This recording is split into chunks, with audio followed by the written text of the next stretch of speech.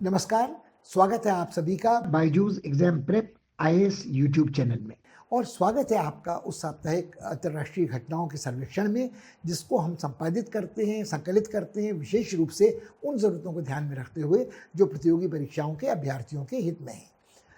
पिछले कुछ दिनों से हुआ है कि जब भी हमने आपके साथ ये संवाद किया है तो हमारा ध्यान केंद्रित रहा है यूरोप में चल रहे उस युद्ध पर जो रूस के एक तरफा सैनिक हस्तक्षेप से यूक्रेन में उपजा है। और जाहिर है कि ये दूसरी विश्व युद्ध की समाप्ति के बाद से, शीत युद्ध की समाप्ति के बाद से एक इतनी बड़ी घटना है कि यूरोप में पहली बार एक युद्ध लड़ा जा रहा है दो यूरोपीय शक्तियों के बीच में। और इसके साथ जुड़े हुए बहुत सारे सवाल हैं किसी देश की संप्रभुता के कि वैसे संयुक्त राष्ट्र का जो चार्टर है, जो मसौदा है, वो ये स्वीकार करता है कि आदमी आत्मरक्षा में भी शस्त्र उठा सकता है और सामूहिक सुरक्षा जो कलेक्टिव सिक्योरिटी की परियोजना है उस में भी शस्त्र उठाना तर्कसंगत माना जा सकता है। मगर संयुक्त राष्ट्र संघ की जो जिम्मेदारी है वो शांति के को सुरक्षित रखने की है, शांति के प्रबंधन की है। तो managing peace, preserving peace, protecting peace, observing peace, ये सारे जिम्मेदारियां संयुक्त राष्ट्र की है। मगर जब संघर्ष दो ऐसे देशों के बीच में हो जिनमें से एक स्थायी सदस्य हो सुरक्षा परिषद का, वीटो धारक हो, तो संयुक्त राष्ट्र लगभग अकर्मण्य हो जाता है, निष्काम हो जाता है, पंगु हो जाता है। ये सब चल रहा है। मगर इस घटनाक्रम का जो प्रभाव यूरोप की बड़ी शक्तियों के में आपस में पड़ रहा है, यूरोप पर पड़ रहा है, तेल के भाव पर पड़ रहा है, शरणार्थी समस्या इससे कितनी विकट हो रही है और भारत पर इसका क्या प्रभाव पड़ेगा, इसका चर्चा हम करते रहे हैं। मगर यथार्थ अंतर्राष्ट्रीय संबंधों का ये है कि किसी भी देश के लिए जो पहला मंडल होता है, जो मंडल सिद्धांत में कौटिल्य ने अर्थशास्त्र में प्रतिपादित किया है, जो उसके बिल्कुल पास के पड़ोसी, संलग्न पड़ोसी होते हैं, वही उसके लिए सबसे महत्वपूर्ण होते हैं। और पिछले सप्ताह 10 दिन में कुछ घटनाएं तेज़ी से बदली हैं। ऐसा हुआ है कि बड़े उच्च स्तरीय विदेश मंत्री चीन के भारत के दौरे पर आए हैं। भारतीय विदेश मंत्री ने दौरे तय किए हैं श्रीलंका, मालदीव के, और बिम्स्टेक के शीर्ष शिखर सम्मेलन में भाग लेने की बात हो रही है। हमारे बिल्कुल पड़ोस में जो घटनाक्रम नेपाल में घट रहा है उसकी उपेक्षा अनदेखी हम नहीं कर सकते हैं कि नेपाल के प्रधानमंत्री शेर बहादुर देउपा ने अपनी संसद को इस बात के लिए तो राज़ी कर लिया कि वो आधा अरब अमेरिकी डॉलर की जो सहायता है उसको स्वीकार कर ले। इसमें बड़ी दिनों से एक दिक्कत आ रही थी और जो साम्यवादी पार्टियां थी वो राह में रोड़े अटका रही थी, उसको अमेरिकी साम्राज्यवाद बतला रही थी। मगर कुल मिलाकर उन्होंने ये बाधा तो दूर कर दी है। मगर देखने लायक ये होगा कि क्या उनके विपक्षी, क्या उनके विरोधी इस स्थिति को स्वीकार कर लेंगे और उनकी स्थिति निरापद बची रहेगी। इस सहायता का उपयोग वो उस वांछित लक्ष्यों की प्राप्ति के लिए कर पाएंगे जो इसके साथ जुड़े हुए हैं, और क्या प्रभाव नेपाल के रिश्ते का इसके बाद भारत के साथ पड़ेगा। नेपाल के प्रधानमंत्री भी आने वाले दिनों में भारत का दौरा करने वाले हैं, अप्रैल के पहले सप्ताह में। और उसके बाद जो भारत नेपाल का रिश्ता है, क्या वो नई दिशा लेगा, क्या पुराने रिश्ते अधिक मजबूत होंगे, या इस यात्रा का भी दुरुपयोग भारत के विरोध दुष्प्रचार में किया जा सकेगा। श्रीलंका की मदद भारत पिछले दिनों करता रहा है, मगर मालदीव से उसका ध्यान हटा रहा है। और मालदीव में इस बीच इस तरह की कुछ हलचल हो रही है कि भारत विरोधी तबका जो था, जो पूर्व राष्ट्रपति यामीन का था, वो कोशिश ये कर रहे हैं कि भारत को बदनाम किया जा सके, भारत पर यह आक्षेप लगाया जा सके कि भारत संप्रभुता का उल्लंघन कर रहा है। मालदीव की जो वर्तमान सरकार है, जो भारत के प्रति मैत्रीपूर्ण रवैया रखती है, उसने मालदीव के हितों की बलि दे दी है, आदि आदि। तो इसीलिए ये ज़रूरी समझा गया है कि भारत के विदेश मंत्री ने मालदीव की यात्रा को भी प्राथमिकता दी है। बिम्स्टेक के शिखर सम्मेलन में वो हिस्सा लेने को उत्सुक हैं। साथ ही श्रीलंका एक बार जाएंगे, नेपाल का जिक्र हमने किया, और बाकी दो पड़ोसी देश जो हैं वहाँ भी कुछ हलचल हो रही है। बांग्लादेश में भी हलचल तेज़ हुई है और बांग्लादेश में भी कुछ प्रदर्शन, आंदोलन होते नजर आ रहे हैं जो वहाँ की सत्तारूढ़ पार्टी के विरोध में नहीं है, बल्कि इस मांग के साथ हैं कि आज से लगभग आधा सदी पहले पाकिस्तान की सेना ने जो नृशंस बर्बर नरसंहार बंगालियों का किया था, उसको जिनोसाइड की संज्ञा क्यों न दी जाए और उसका स्मृति दिवस क्यों न मनाया जाए। इस तरह का स्मृति दिवस होलोकास्ट को, जिनोसाइड को लेकर जो यूरोप में हुआ था, नाजी नरसंहार हुआ था यहूदियों का, जिसमें लगभग 50-60 लाख जानें गई थी, अव्यवस्था हुई थी सारे देशों में, उस तरह का समकक्ष जिनोसाइड इसको क्यों नहीं कहा जा सकता है। जिनोसाइड शब्द बार बार उछलता रहा है। हाल में जब रूस ने हमला किया और कहा कि यूक्रेन की जो यहूदी सरकार है जेलेंस्की वाली, वो नरसंहार कर रही है, जिनोसाइड कर रही है, स्लाविक मूल के लोगों का, वो नियो नाजी है, ये बहुत ही हास्यास्पद विडंबनापूर्ण तर्क है, मगर जेनोसाइड शब्द फिर एक बार सामने आया है और लोगों की यादें ताज़ा हुई हैं। तो सवाल ये भी उठता रहा है कि जब रोहिंग्याओं का नरसंहार होता है म्यांमार में और जिसकी निंदा अमेरिका करता है, या अमेरिका जब नरसंहार और जेनोसाइड और युद्ध अपराधों की बात करता है म्यांमार के सैनिक तानाशाहों के बारे में जो जनतांत्रिक आंदोलन को वहाँ कुचल रहे हैं, तो ये जब बात होती है चीन की और सिंकियांग प्रांत में उइगर मुसलमानों की, तो हम ये सोचने को विवश होते हैं कि नरसंहार की जो समस्या है, जेनोसाइड की जो समस्या है, क्या वो दोहरे मानदंड हैं, यूरोप में एक और बाकी दुनिया में एक। ये सारी चीज़ें आज चुनौती के रूप में भारतीय विदेश नीति के सामने आ रही हैं और इसी पर हम इस बार चर्चा करेंगे इन विविध आयामों पर।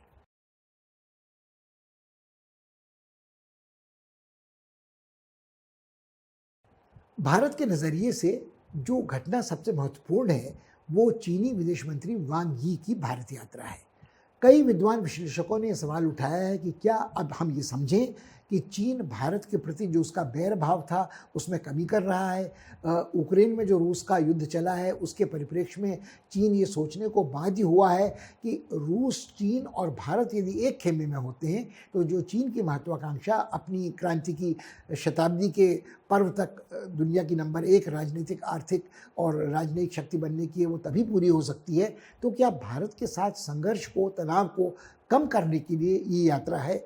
क्या ये एक भरोसा बढ़ाने वाले एक प्रयास की पेशकश है? ये एक दोस्ती का हाथ है जो गलवान की दुखद घटना के करीब पौने 2 साल बाद चीन अपना रहा है? मगर हम इन चीज़ों का वर्णन करें इसके पहले हमारे लिए 2-3 बातों को ध्यान में रखना बेहद ज़रूरी है और अनेक विश्लेषक जो हैं वो इसकी ओर हमारा ध्यान दिला चुके हैं। भारत चीन संबंधों का विश्लेषण जब भी होता है तो 2 प्रकार के विश्लेषक हैं। एक जो भारत चीन भाई भाई मैत्रीपूर्ण संबंधों पर जोर देते हैं, दूसरे वो हैं जिनको आप लड़ाकू बाज कह सकते हैं, जो कहते हैं कि भारत का प्राथमिक संघर्ष, सबसे बड़ा दुश्मन पाकिस्तान नहीं बल्कि चीन है। यदि चीन का वरदहस्त पाकिस्तान के ऊपर नहीं होता तो पाकिस्तान की कोई औकात बिसात नहीं होती। तो जब तक हम चीन के इरादों को ठीक से नहीं समझते हैं तो तिब्बत के मुक्ति आंदोलन से 1950 में, पंचशील समझौते पर 1950 के दशक के मध्य से 1962 के भारत चीन युद्ध तक कई बार ये बात सामने आई है कि चीन की कथनी और करनी में बड़ा अंतर है, चीन पर भरोसा करना बड़ा कठिन है। तो वांग यी की यात्रा के बारे में हम क्या निष्कर्ष निकालें कि वो भारत को नया महत्व दे रहे हैं बदलते अंतर्राष्ट्रीय शक्ति समीकरणों को देखते हुए, या उनके इरादों में फिर कोई चालबाजी है, कोई धूर्तता है कि भारत को इस तरह निशंक निरापद रखने का भाव देना है जिसका लाभ चीन फिर अचानक उठा सके। एक बात जो और हमें ध्यान में रखने की है कि कोविड महामारी की चपेट के बावजूद भारत और चीन के अंतर्राष्ट्रीय व्यापार में कोई कमी नहीं आई बल्कि बढ़ोतरी हुई है और इसका असंतुलन चीन के पक्ष में और भी बढ़ गया है। और भारत को भी इस बात का एहसास हुआ है कि दुनिया के अन्य बड़े देशों की तरह उसकी अर्थव्यवस्था टिकी है चीन से आने वाले सामान पर, और यदि हमारे आर्थिक विकास की दर तेज़ होनी है तो हमें कमोबेश चीन से आयातित कुछ सामग्री पर निर्भर होना पड़ेगा। वो एडवांस फार्मा इंटरमीडिएरीज हों, वो टेलीकॉम के संयंत्र हों या कुछ अन्य सामग्री हो। तो चीन जब यह संकेत दे रहा है अंतर्राष्ट्रीय व्यापार जगत में उथल पुथल के कारण, तेल गैस के व्यापार के कारण, रूस पर लगे प्रतिबंधों के कारण, तो क्या चीन आज ये समझ रहा है कि चीन, रूस और भारत संतुलित कर सकते हैं नई उभरती अंतर्राष्ट्रीय विश्व व्यवस्था में अमेरिका और पश्चिम को? इन सब बातों का विश्लेषण करने के पहले हमें दृष्टिपात करना होगा यात्रा के कार्यक्रम पर वांग यी की। पहले इसकी घोषणा नहीं की गई थी, मगर भारत आने के पहले कुछ समय के लिए वांग यी काबुल उतरे और काबुल में उन्होंने तालिबान शीर्षस्थ नेताओं से बातचीत की। अब ये देखें तो दुनिया का कोई भी देश अभी तक तालिबान सरकार को मान्यता नहीं देता है, मगर ये बात भी जग जाहिर है कि तालिबान को जो समर्थन पर्दे के पीछे से चीन से, ईरान से, पाकिस्तान से मिलता रहा है, उसके कारण ही वो अब तक सत्ता में बने रहे हैं। ये सवाल बिल्कुल दीगर है कि क्या तालिबान सरकार बनाने के बाद उनको मान्यता मिले या न मिले, उस मानवीय त्रासदी को बचाने में, उसको हटाने में समर्थ होंगे जो मुंबई उनके सामने खड़ी है। महंगाई आकाश छू रही है, दुर्भिक्ष जैसे हालात पैदा हो रहे हैं, प्राणरक्षक औषधियों का अभाव है, पैसा नहीं है, विदेशी मुद्रा नहीं है। जो विदेशी मुद्रा 9 अरब अमेरिकी डॉलर था वो अमेरिका ने कब्जे में कर रखी है, उसको ख़ास तरह से मानवीय सहायता के लिए दे रहा है। ये सारी बातें चर्चा का विषय हैं। मगर मान्यता प्राप्त सरकार तालिबान की हो या ना हो, जो तालिबान के साथ बातचीत की वार्ता चल रही है उसमें तेहरान द्वारा प्रायोजित वार्ता में चीन, रूस, पाकिस्तान, ईरान शामिल हैं। उससे बाहर किया गया है पश्चिमी ताकतों को। और दोहा में जो वार्ता चल रही थी उसका प्रायोजन अमेरिकियों ने किया था, उसमें भारत को आमंत्रित नहीं किया गया था। तो भारत के लिए ये समस्या है कि जब चीनी विदेश मंत्री तालिबान से बातचीत करने काबुल पहुंचते हैं तो क्या उनके दिमाग में आज भी अफपाक एक हाइफन से जुड़ा हुआ, एक डबल डैश से जुड़ा हुआ एक संयुक्त मुद्दा नहीं है। और अमेरिकी कहते रहते हैं कि उन्होंने डिहाइफनेशन कर दिया था भारत पाक का, मगर क्या ये आज भी हुआ है कि चीन की नज़र में और अमेरिका की नज़र में अफ़गानिस्तान और पाकिस्तान के हितों का सन्निपात एक तरह उनके साथ होता है और चीन के नज़र में भी पाकिस्तान, अफ़गानिस्तान और भारत कहीं एक तरफ आते हैं। तो ये बात आप ध्यान में रखें कि वांग यी जब भारत आ रहे हैं तो वो काबुल, इस्लामाबाद के रास्ते आ रहे हैं। ये भांपते, जांचते, परखते आ रहे हैं कि वहाँ की ज़मीनी हकीकत क्या है और उसके अनुसार भारत पर क्या दबाव डाला जा सकता है। इस बात का काफ़ी रेखांकन भारत में हुआ है, महिमा मंडन हुआ है कि वांग यी चाहते थे कि वो समझौते सुलह के लिए आ रहे हैं, उनकी मुलाकात भारत के प्रधानमंत्री नरेंद्र मोदी से हो जाए। मगर भारत सरकार ने बिल्कुल सही तरीके से ये संकेत उनको बहुत शालीनता के साथ, विनय के साथ दिया कि प्रधानमंत्री से उनकी मुलाकात हाल फिलहाल इस वक्त नहीं हो सकती है। उन्हें अपने समकक्ष विदेश मंत्री जयशंकर और भारत के राष्ट्रीय सुरक्षा सलाहकार डोवाल साहब से ही बातचीत करनी होगी। और ये दोनों ने इस बात को बिल्कुल स्पष्ट किया कि भारत चीन के साथ संबंधों का सामान्यीकरण चाहता है, मगर ये सामान्यीकरण तब तक नहीं हो सकता है जब तक कि विवादग्रस्त सीमा क्षेत्र में तनाव घटाया ना जा सके। ये तनाव गलवान की मुठभेड़ की तुलना में तो घटाया गया है, मगर समाधान की ओर इसकी प्रगति नहीं हुई है। 15 वार्ताओं के राउंड हो चुके हैं सेनाध्यक्षों के बीच, उच्च स्तरीय राजनयिकों के बीच, मगर पेट्रोलिंग के बारे में कोई ख़ास सहमति नहीं हुई है। अब तक इस बारे में कोई स्पष्टता नहीं है कि किस की भूमि पर, हमारी भूमि पर कितना कब्ज़ा अनायास गलवान के बाद चीन ने किया था। भले ही हमारी सरकार बारंबार ये घोषणा करती है कि भारत की 1 इंच ज़मीन किसी और के हाथ में नहीं है, अतिक्रमण किसी ने हमारी सेना का नहीं किया, सीमा का नहीं किया है, मगर यदि ये बात सच है तो फिर चीन के साथ टकराव किस बात का है। निश्चित रूप से कहीं न कहीं सच के बारे में थोड़ी मितव्ययिता या कंजूसी बढ़ती जा रही है दोनों पक्षों से। ये पक्ष ये सिर्फ मितव्ययिता, सत्य के साथ कंजूसी इसलिए नहीं है कि कितने लोग मारे गए, आज टकराव कितना विस्फोटक है, मगर मौसम के साथ भी ये घटनाएं जुड़ी हैं। जब बर्फ़ जमी होती है तो हमले मुठभेड़ की संभावना घट जाती है, जब गर्मियाँ आती हैं, बर्फ़ पिघलती है तो ये घटनाएं पेट्रोलिंग की, मुठभेड़ की बढ़ जाती हैं।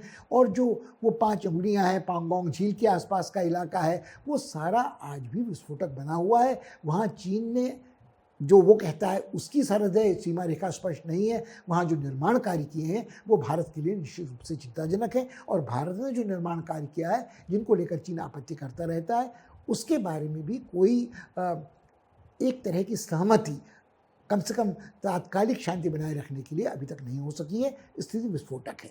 भारत ने ये बात बिल्कुल स्पष्ट वांग यी के सामने कर दी है। भारत के बाद यदि वांग यी के यात्रा कार्यक्रम को देखें तो वो यहाँ के बाद नेपाल जा रहे हैं। तो कुल मिलाकर जो बात स्पष्ट हो रही है वो ये है कि वो भारत को कोई विशेष तवज्जो देते हुए भारत यात्रा पर नहीं निकले थे। वो दक्षिण एशिया में चीनी हितों को, सामरिक हितों को देखते परखते भारत पर कितना दबाव डाला जा सकता है, कितना मैत्रीपूर्ण संकेत दिया जा सकता है, उसके परीक्षण के लिए यहाँ आए थे।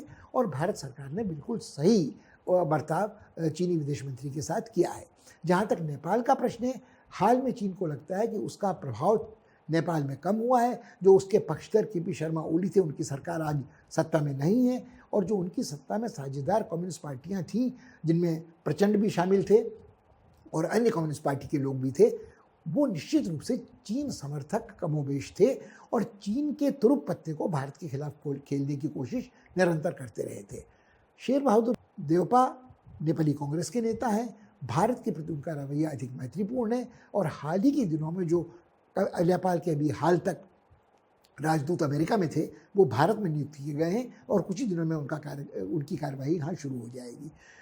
एकमात्र ऐसा पड़ोसी देश इन देशों में जिनका चर्चा हम कर रहे हैं, जहाँ चीनी विदेश मंत्री नहीं जा रहे हैं, वो श्रीलंका है। और शायद इसका बड़ा कारण स्पष्ट है, क्योंकि श्रीलंका में जो आर्थिक घनघोर संकट चल रहा है, उसके लिए श्रीलंका की जनता का एक बड़ा हिस्सा चीन को जिम्मेदार समझता है, जिसने अपने उधार के शिकंजे में श्रीलंका की सरकार को फंसाया है। और नेपाल की सरकार की तरह ही, कि नेपाल में भी ये चुनौती है कि जो चीनी अनुदान, चीनी सहायता वो नेपाल को दे रहा है, वो उसको एक उधार के शिकंजे में फंसाने के लिए है।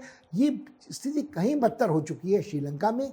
हम्बनटोटा के बंदरगाह के नवनिर्माण के लिए, उसके सुधार के लिए, और जो वहाँ सत्तारूढ़ पार्टी है राजपक्सा की, उसके बारे में आरोप बार बार लगाया जाता है कि उस भ्रष्ट शिष्ट वर्ग कुलबा परस्त परिवार को संतुष्ट रखकर चीन ने अपने सामरिक हित श्रीलंका में जो साधे, जिसके दुष्परिणाम आज देखने को मिल रहे हैं।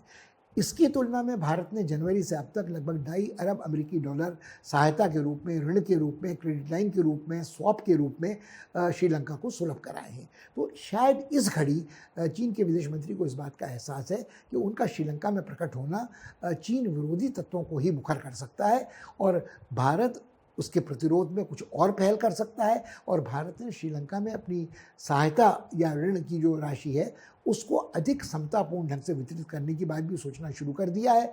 अब उसकी सहानुभूति सिर्फ तमिल जाफना प्रदेश के तमिलों तक नहीं है, बल्कि पूरी आर्थिक संकट से निपटने में श्रीलंका की मदद की है। तो ये बात यदि आप ध्यान में रखें, तभी जाकर हम चीनी विदेश मंत्री की भारतीय यात्रा का सही तथ्यात्मक मूल्यांकन कर सकते हैं।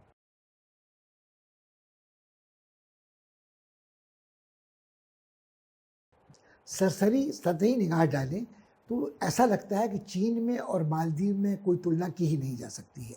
जिस तरह का महत्व चीन के विदेश मंत्री की भारत यात्रा का है, अनेक विश्लेषकों का मानना है कि उससे कम महत्वपूर्ण भारतीय विदेश मंत्री जयशंकर की मालदीव यात्रा नहीं है।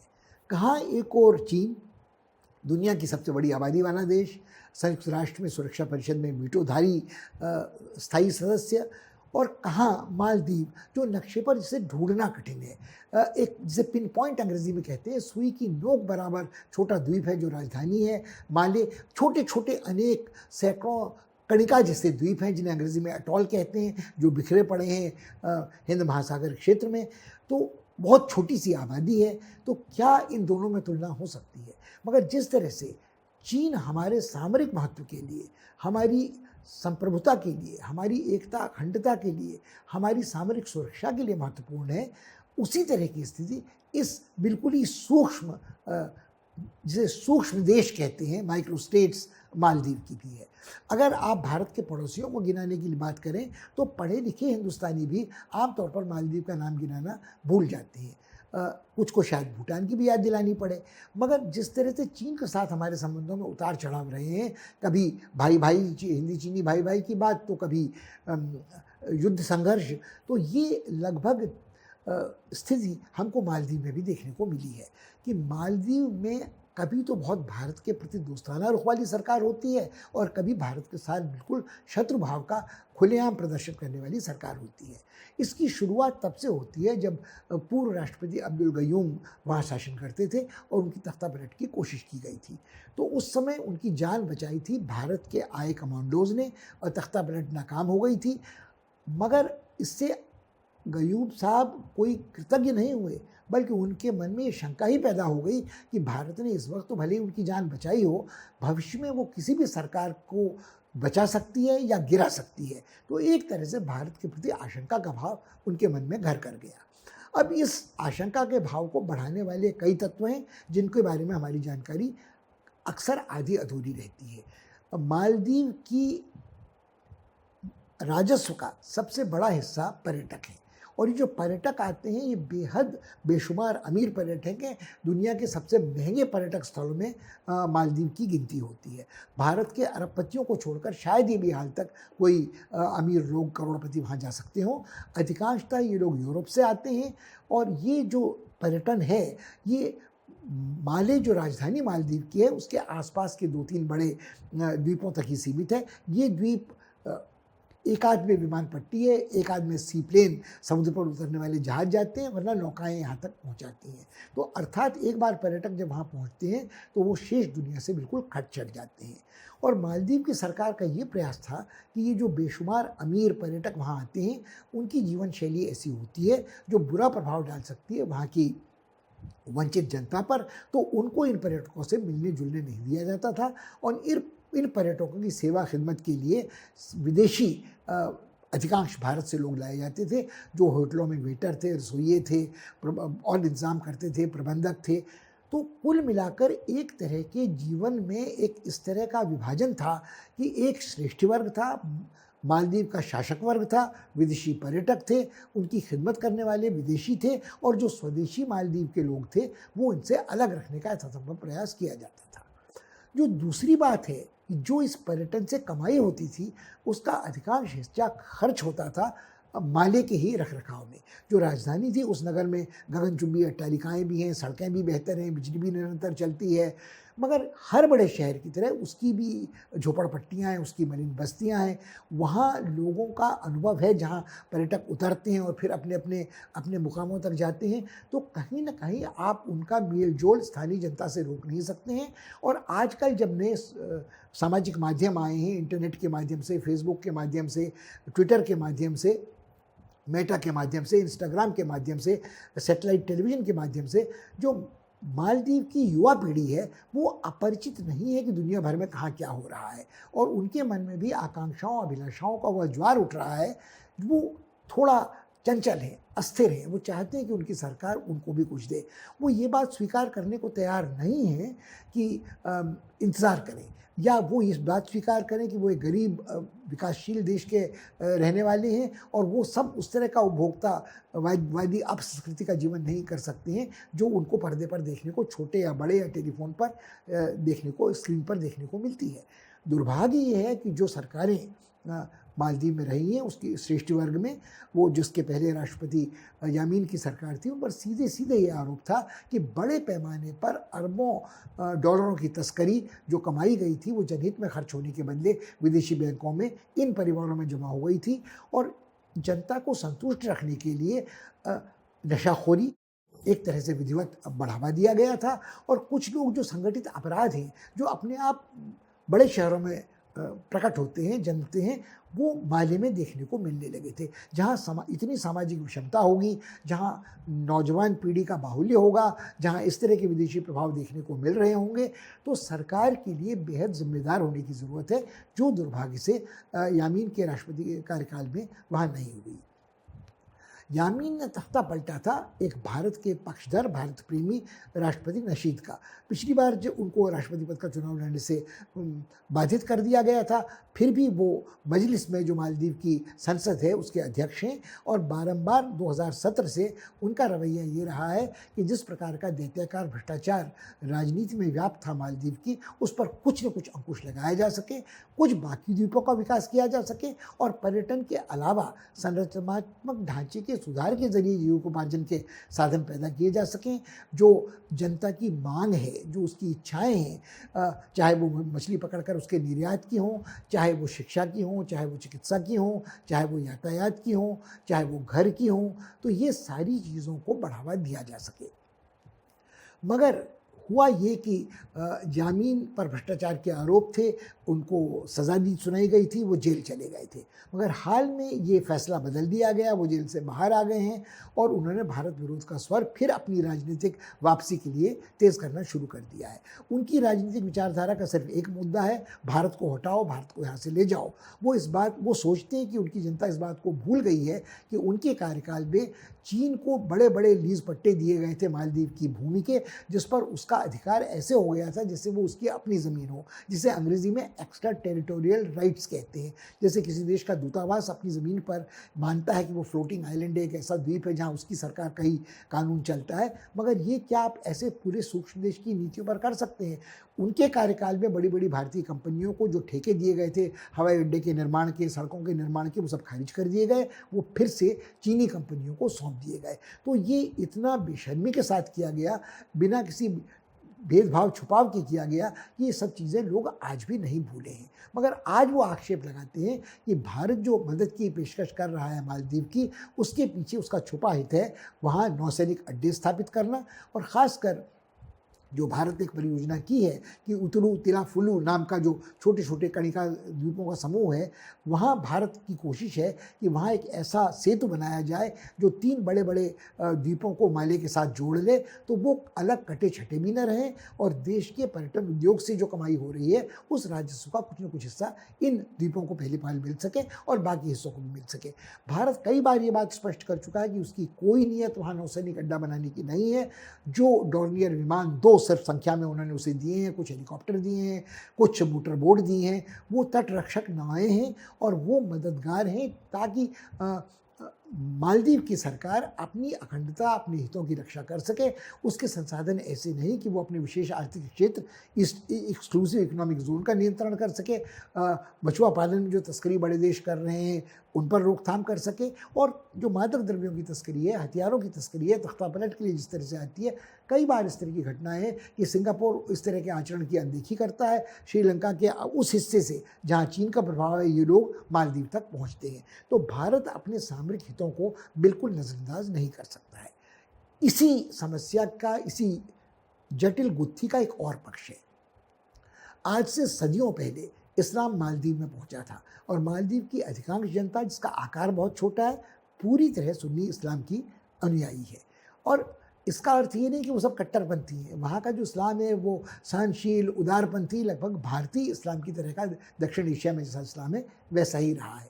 मगर सदियों पहले से यहाँ शरण लेते रहे हैं तस्कर भी, यहाँ शरण लेते रहे समुद्री लुटेरे और डाकू भी, क्योंकि उन पर नियंत्रण करना बड़ा कठिन था मालदीव में जिसका भी शासन चल रहा हो।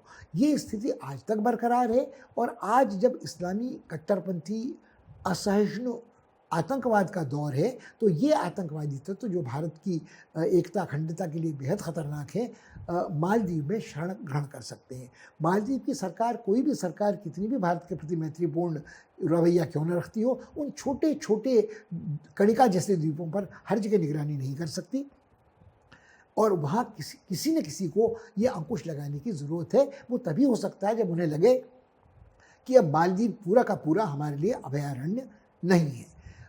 मालदीव की सरकार अकेली ऐसी सरकार पड़ोस में रही है जहां भारत के दूत को लगभग नजरबंद रखा गया है, अवांछित व्यक्ति कहकर वापस जाने को कहा गया है।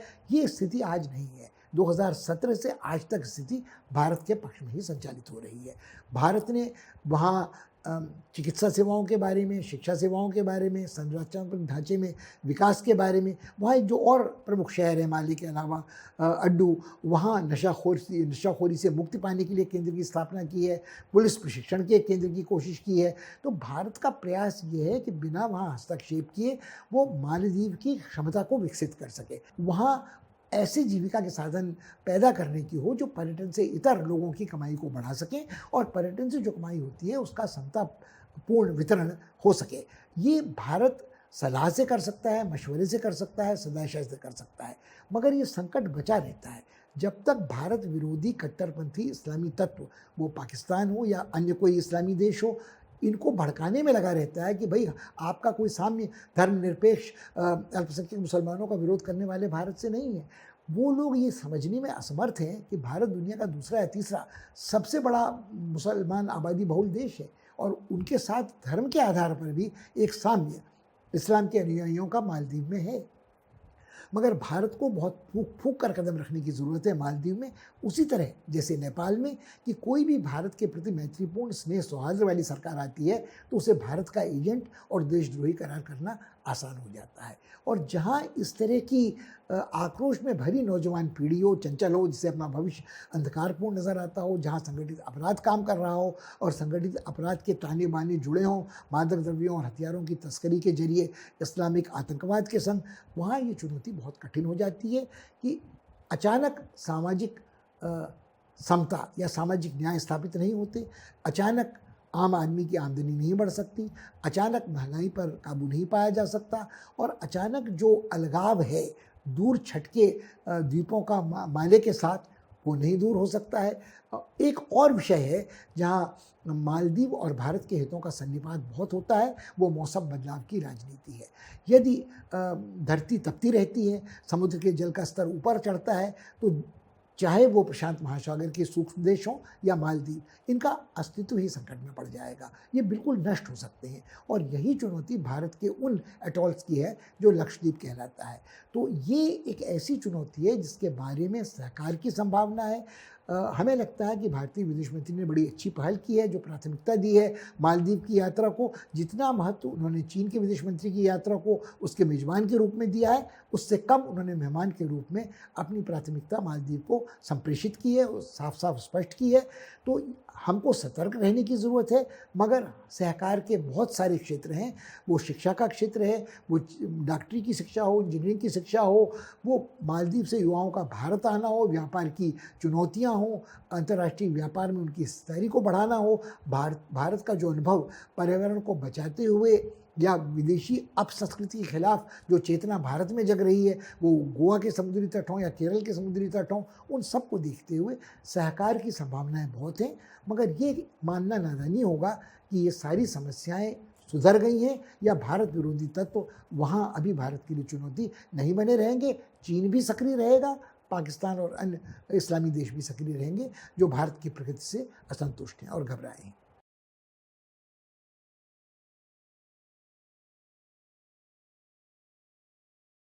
नेपाल एक भूमिबद्ध देश है जिसकी स्थिति थोड़ी असहज हमेशा से इस कारण रहती है कि ब्रिटिश औपनिवेशिक शासनकाल में एक ब्रिटिश रेजिडेंट की सहायता सलाह मशवरे के अनुसार वहाँ का शासन चलता था। जब से गोरखाओं को पराजित किया था अंग्रेज़ों ने सुगौली की संधि के बाद से, जब से दार्जिलिंग वाला इलाका उनके हाथ में आया था, सिक्किम वाला इलाका अंग्रेज़ों के हाथ में आया था, कुमाऊँ गढ़वाल उनके हाथ में आया था, तब से ही एक अंग्रेज़ों का औपनिवेशिक प्रभुत्व नेपाल के ऊपर रहा है। प्रभुता कहिए, नेपाल संप्रभु राज्य माना जाता रहा, मगर पूरी तरह संप्रभु मानना उसे असंभव था। और जिस तरह भारत के राजा रजवाड़े नवाब एक तरह से अंग्रेज़ों की पैरामाउंटसी, उनकी प्रभुता को स्वीकार करते थे, लगभग वही स्थिति नेपाल की थी। मगर नेपाल की भौगोलिक स्थिति इतनी दुर्गम थी कि उसकी स्थिति एक बफर राज्य के प्रति, एक मध्यस्थ राज्य के प्रति चीन और बरतानवी हिंदुस्तान के बीच में रही थी। बड़ी संख्या में नेपाल के नागरिक भारतीय सेना में भर्ती किए जाते थे। गोरखा रेजिमेंट बड़ी विख्यात है और भारत के साथ रोटी बेटी का संबंध बहुत पुराना रहा है, सदियों पुराना। वो चाहे बौद्ध धर्म हो, वो चाहे हिंदू धर्म हो, वो तंत्र साधना हो, वो भाषा हो, वो स्थापत्य हो, कला हो, तो ये संस्कार भारत और नेपाल को बहुत जोड़ता है। कई बार ये कहा जाता है कि दो जिस्म मगर एक जान है हम। मगर जब दो संप्रभु राष्ट्र होते हैं तो दो जिस्म मगर एक जान वाली जो तुलना है वो कई बार असमंजस और तनाव पैदा करती है। नेपाल को लगता है कि इस घनिष्ठता को, इस मैत्रीपूर्ण रोटी बेटी के संबंध को लेकर भारत जो बड़ा राज्य है उस पर हावी होता रहता है, उनकी राजनीति को प्रभावित करता रहता है। जो दूसरा बड़ा देश नेपाल के साथ जुड़ा है, मिलता है, वो चीन है। तो ये लालच हमेशा से पृथ्वी नारायण शाह के काल से है कि जो कहते थे कि एक बड़ा जिमीकंद है नेपाल, जिसको दो बड़ी चट्टानों के बीच जीवित रहने की आदत होनी चाहिए। एक चट्टान है चीन और एक चट्टान है भारत। तो चीन बनाम भारत वाली बहस नेपाल में बहुत समय से चलती रहती है।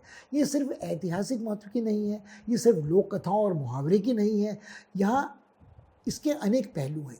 नेपाल का पहाड़ी अंचल है, दुर्गम अंचल है, जो महाकाली वाला अंचल है, पश्चिम नेपाल का अंचल है, जो भारत के दुर्गम पहाड़ी इलाके से उत्तराखंड में जुड़ता है।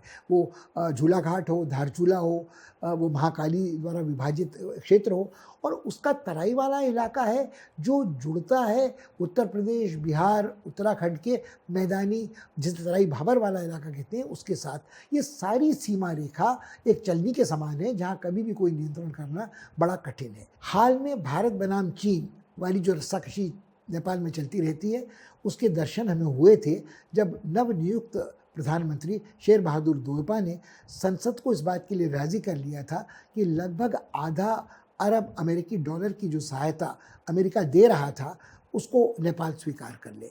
परेशानी ये थी कि बहुत समय से ये अनुदान कहिए, सहायता कहिए, अमेरिका ने संरचनात्मक ढांचे के विकास के लिए नेपाल को दी थी, और नेपाल में इसका विरोध इस कारण हो रहा था कि जो चीन के पक्षधर तत्व थे और तब वहाँ सरकार केपी शर्मा ओली की थी, उनके साझे की सरकार में कम्युनिस्ट पार्टियाँ शामिल थीं, उनमें माओवादी प्रचंड शामिल थे।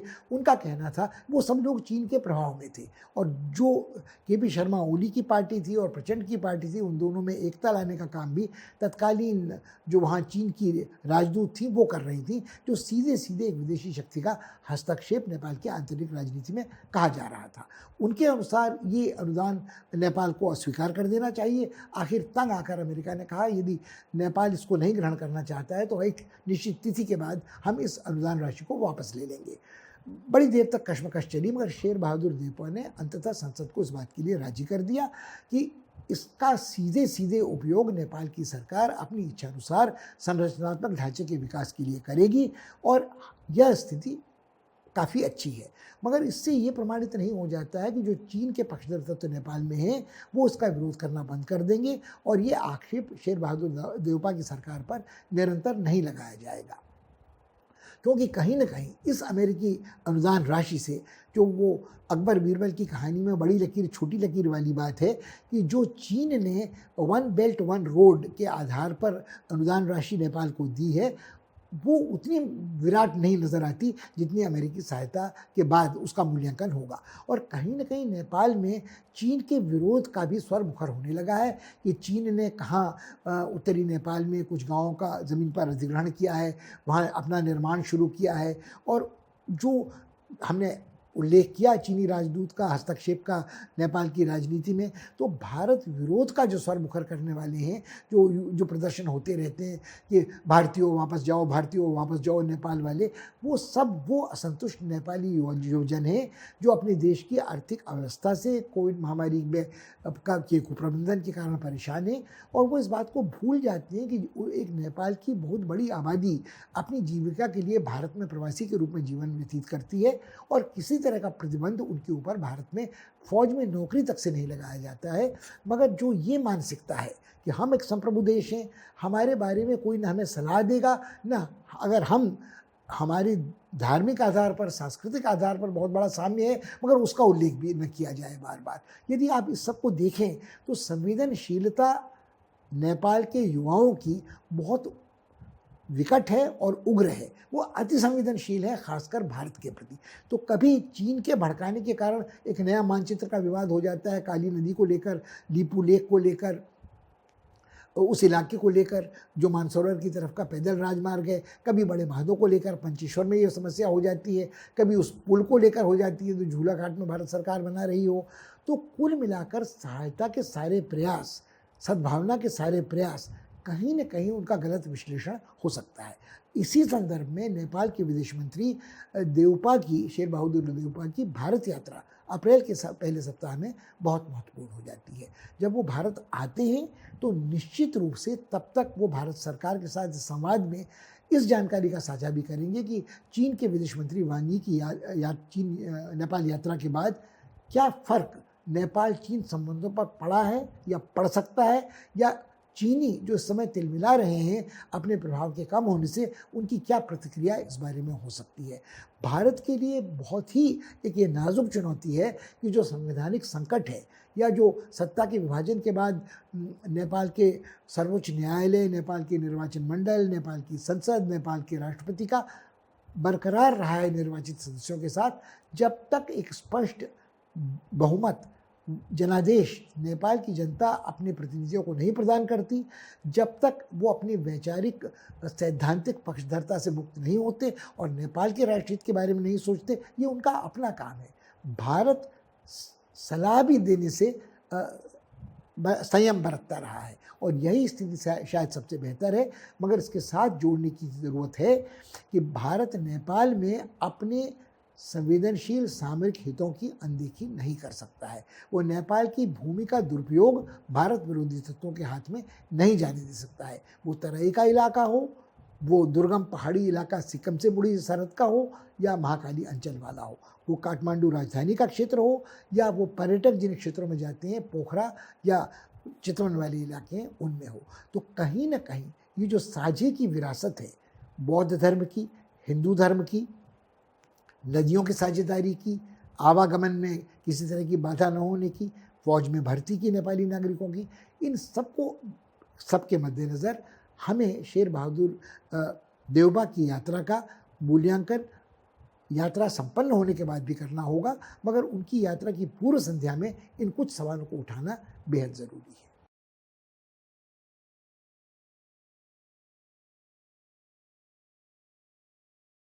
अब वक्त आ गया है पूरब की ओर देखने का। भारतीय विदेश नीति में अक्सर ये बात कही जाती है, पूरब की ओर देखो, पूरब दिशा में कुछ करो, लुक ईस्ट, एक्ट ईस्ट। और जब हम आज के संदर्भ में इसकी बात करते हैं तो भारत के विदेश मंत्री ने ये बात जग जाहिर कर दी है कि पिछले 2 वर्ष में कोविड की चपेट के कारण बिम्स्टेक के सम्मेलन नहीं हो सके थे, वर्चुअल डिजिटल हुए थे, और इस बार वो सशरीर इस शिखर सम्मेलन में हिस्सा लेंगे।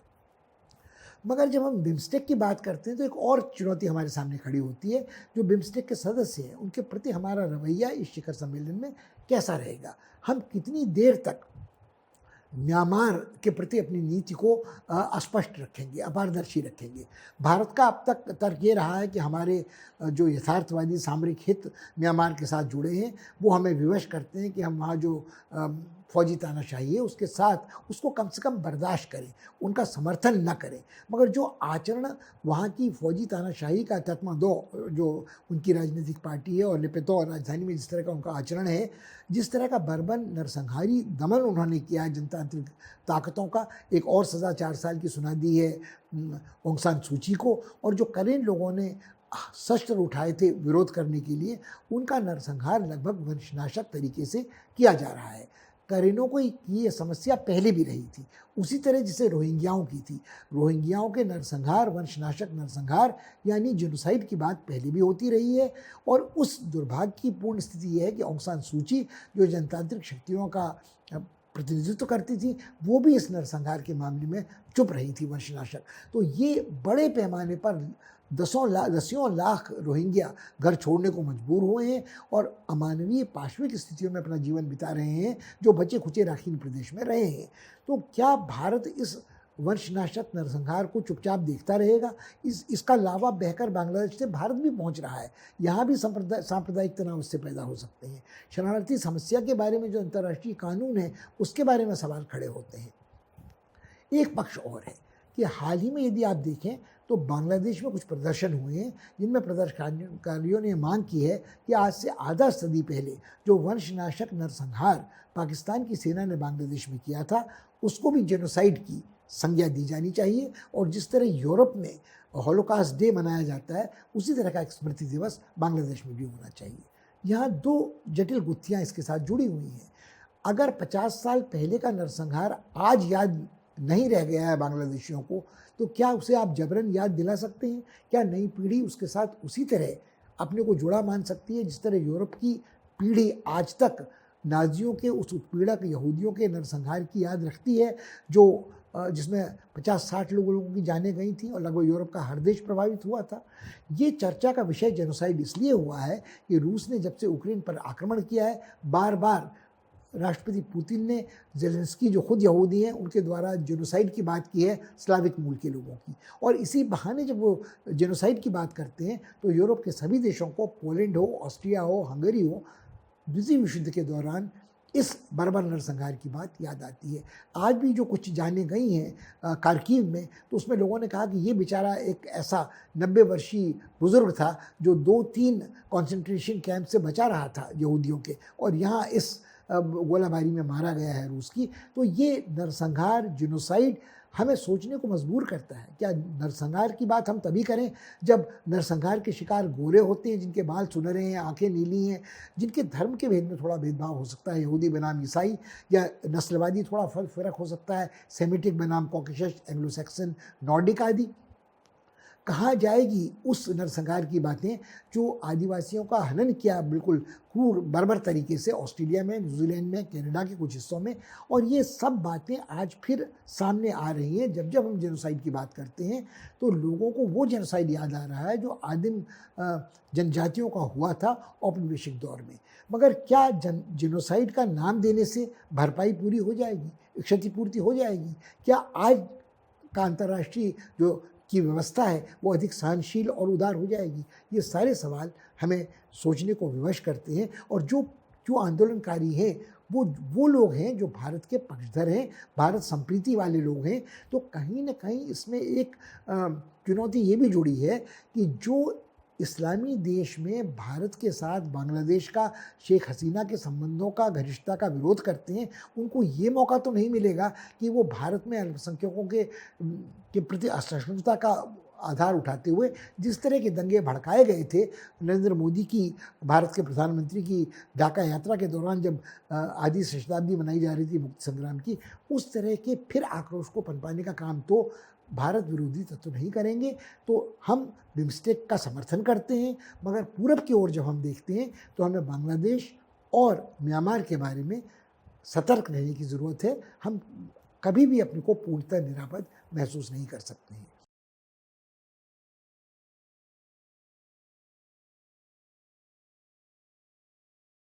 इस बार इतना ही। अगली बार आपसे फिर मुलाकात होगी। हमारा उद्देश्य इस बार ये था कि आप भारत के पड़ोस पर एक अपना ध्यान केंद्रित करें, और सबसे बड़ा पड़ोसी चीन जैसा हो या सबसे छोटा सूक्ष्माकार मालदीव जैसा, उनकी तुलना करें कि चुनौतियों में साम्य क्या है और उनके साथ हमारे हितों का सन्निपात क्या है, और यही कि किस तरह हमारे हितों का सन्निपात या अंतर्विरोध बदलता रहता है नेपाल जैसे पड़ोसी के साथ। ये हर संप्रभु देश का अधिकार है कि वो अपने राष्ट्रीय हितों की परिभाषा अपनी स्वाधीन तरीके से करे, मगर यदि दो पड़ोसी जो एक दूसरे के इतने निकट है, जिनकी ऐतिहासिक रिश्ते इतने मजबूत रहे हैं, यदि उनकी नीतियों में इतना विरोध और वैमनस्य होता है कि हिंसक विस्फोट हो सकता है या तीसरा कोई पड़ोसी उसको भड़का रहा है, तो उसके प्रति सतर्क रहने की ज़रूरत है। कहीं भी किसी भी देश के साथ हम ये कल्पना नहीं कर सकते, भारत इसका अपवाद नहीं है, कि वो छोटे पड़ोसी के नाम पर तुष्टीकरण करे।